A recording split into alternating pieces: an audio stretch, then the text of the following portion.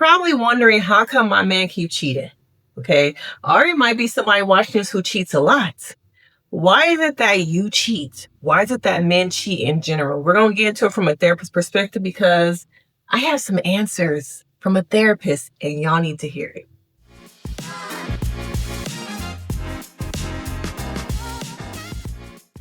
But if you're new to this channel, I'm Denise Brady. I'm a licensed marriage and family therapist, and we talk about relationships, healing, self-worth, all those things right here. So you never want to miss a thing. Go ahead and hit that like, subscribe, and stay for a little bit, okay? Now, over and over again as a therapist, I've worked with couples who are trying to heal from cheating, betrayal trauma, and oftentimes when I get phone calls, hey, what are you coming in therapy for? What are you looking for? I got caught up. Caught up doing what? I got caught up cheating. Oh, okay. It's a desperation. It's an ultimatum, session. What is it really giving? I think oftentimes people who are trying to heal from cheating want to know why did it happen? Why did he cheat? Is there one singular answer? No, there really isn't. People cheat for really different reasons. But I think when you look at it, most of the time when people are cheating, number one, okay, I think people cheat to cope. Yes, this is a form of dysfunctional coping. Cheating to cope with stress, your relationship, avoidance. Oftentimes, people cheat to avoid really dealing with the problems that are within themselves, within the relationship, that is much easier to go over here and use this coping of intimacy, emotional intimacy, because something over here in my life I'm avoiding, whether that's my marriage, whatever it is. It's something about being with someone physically, emotionally, that makes me feel like I can escape that. So cheating really is escapism. Cheating is about being fulfilled, feeling something. Maybe in your regular life you don't feel anything.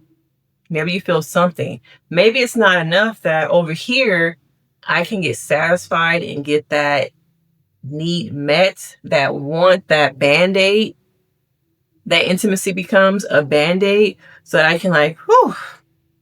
Okay, now I can go back over here and deal with this. But how long does that really last? For some people, it lasts a lifetime. They can't stop cheating because they have gotten used to the instant gratification of whatever that cheating brings them. Whether that's breathing, whether that's comfort, whatever it is, you get used to that high. Just like the same high you would get from using substances. Sometimes people are emotional eaters, alcohol. All that bad stuff can still come in the form of cheating. Being with somebody, whether that's emotional cheating, physical cheating. And I want to know what you guys think. When it comes to what is cheating in your relationship, is it just talking to somebody? Is it being in somebody's DMs? Hey, some of you guys might think being on those, can you say that? Those pornography sites are also forms of cheating. But I think, the work I've done and what I have seen is that people often step out of their relationships to escape. They don't want to confront. They don't want to deal. They want to avoid. And we live in a generation of instant gratification. What can bring me instant gratification to help me cope with what I don't want to deal with over here? The internet. These women, it's just so easy. Okay? It's too easy nowadays to get caught up. Now, if you're looking for something out there, you're going to find it on Instagram, TikTok, social media. You're going to find it somewhere. All right? And now the next thing is opportunity. Opportunity presents itself. And some people have self-will, discernment, the ability to say, no, I'm not going to do this, while other people don't. They lack discernment. They lack the ability to say no. And so instead, it's like, oh, this woman's talking to me. I'm traveling for work. My wife doesn't check my phone. My ex is reaching out to me, and I miss that, what he provided me, but I'm over here with this person who I ain't got nowhere to stay. Sometimes it's that too. The opportunity of just I need somewhere to stay. I'm not really feeling her. But over here, I can kind of dip and dabble. She's comfortable with just having me as a side, as just a little bit here and there. Okay. Whereas my significant other is asking me to show up fully. This other person is not. So the opportunity is there to, use discernment, use my emotional intelligence, or take the easy route. And some people will take the easy route because they don't want to do the work. Okay. So you have number one was escapism. Number two is opportunity. Okay. And I think the last one is probably arrested development. Not having the cognitive, dissonance, not having the ability to see that this ain't right. I'm still a child. Okay. And what do children want? Toys, candy. And sometimes in these relationships with other people, it's the toy, it's the candy, it's the, I feel good. It makes me feel good. But you have partners who think that I'm the problem. I'm the reason he cheated. Is it something I'm not doing right? What can I do more? You put so much pressure on yourself to show up. Maybe if I just, make it an open relationship, maybe if we become poly, maybe if I just invite somebody over, that'll fix things.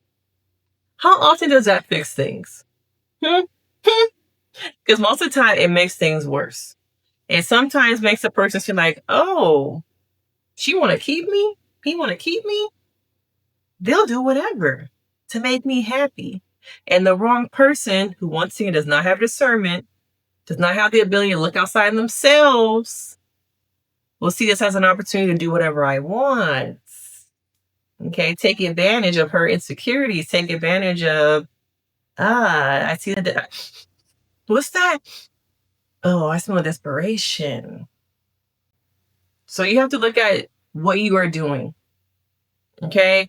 Are you a person in a relationship who is doing the most and not having your partner pour in? Is there reciprocity? Is there equity in the relationship? Are you so focused on keeping them that you don't even know that you've been lost them? Okay. And what is the cost of keeping them? Forgiving cheating. Is it possible to really forgive? Is it possible to move on from someone who decides to step out of the relationship? I'm not quite sure it is, because I feel like you will always have that boulder sitting right here. Yes, because it ain't small. It ain't no little rock. It's attached to your head. And it's always going to be like, well, is he really at the store? Is he real on a work trip? Okay, is he really not in people's DMs? Should I be checking his phone? It's always going to be right here. It's always going to be here. Unless you go through maybe some really deep therapy where you decide, you and your partner decide, okay, the cheating happened. We're going to do some really deep therapy. I would say a good couple of years, not no 6 months, not no 3 months, a good couple of years to really focus on navigate why this happened, to rebuild trust. That means I know he cheated. Not that I have forgotten, but if I want to make my relationship work, I have to probably do my own work and go through my own personal therapy of working through that betrayal trauma. And he needs to do his own work to work on why he cheated, why he dipped out, why does he continue. Both you guys do your own separate work and do work as a couple. That is the only way it's really going to work. Also wanting to have your relationship work. You can say that. I hear that all the time. I want to make my relationship work. I'm in it. But are you really? What are the action steps you're taking? How do you really make your partner feel like you're really in it? How do you show you're changing? Is that handing her the phone? Is that you not checking his location? What do those action steps look like to really show, okay, we're moving forward. We're not stuck in the past. We're both doing our work. What does the work really look like? Okay. So from a therapist's perspective, when it comes down to why men cheat, they cheat to escape. They cheat to avoid. They cheat to have instant gratification. Women have to stop blaming themselves. And men have to do the hard work of looking at themselves and figuring out what's wrong with me. Like, why am I never satisfied? Why is it what I got at home is not good enough? And if I recognize that what I have at home is not good enough, why not just break that off? I know it's hard. Divorce, kids, property, you got businesses. But is it really worth it to take the person you hurt down this road knowing that you're not ready to change? Knowing that it's going to take you a lot to really focus on yourself, and maybe you're not in a place to focus on yourself. And as the other person who was cheated on, it's you also having the courage to walk away. Though it is hard, though you're thinking about my kids, their father being in a separate home, is it better for your kids to be in a home when they watch their father be dipping and dabbling? You being hurt over and over again. Is that better? And I know it's a recession. I know it's hard to think about living on your own because life is expensive. There are so many people who are in relationships who are just roommates because it's too expensive to go out on your own, to start all over. You can't afford rent. You can't afford another mortgage. How are we going to sell this house now that you've been cheating? Okay, changing our kids' schools, it's a lot. I do understand that it's a lot. So you have to weigh what's worth my time. Do I stay? Do I go? But just know a lot of work is going to have to happen on each side for it to really work, for you guys to really move past the cheating. It potentially it could work if you were able to get that monkey off your head. That's always going to be questioning where he at, what he doing, who he with. Okay? But let me know your thoughts. Have you been someone who's trying to recover from betrayal trauma? Have you been a cheater in a relationship? Was your relationship able to overcome the cheating? We could talk about it from a therapist perspective. Make sure you hit that like, you tap in, and we can get active in the comments. I'm Denise Brady, a licensed marriage and family therapist, and I will see you guys in the next video.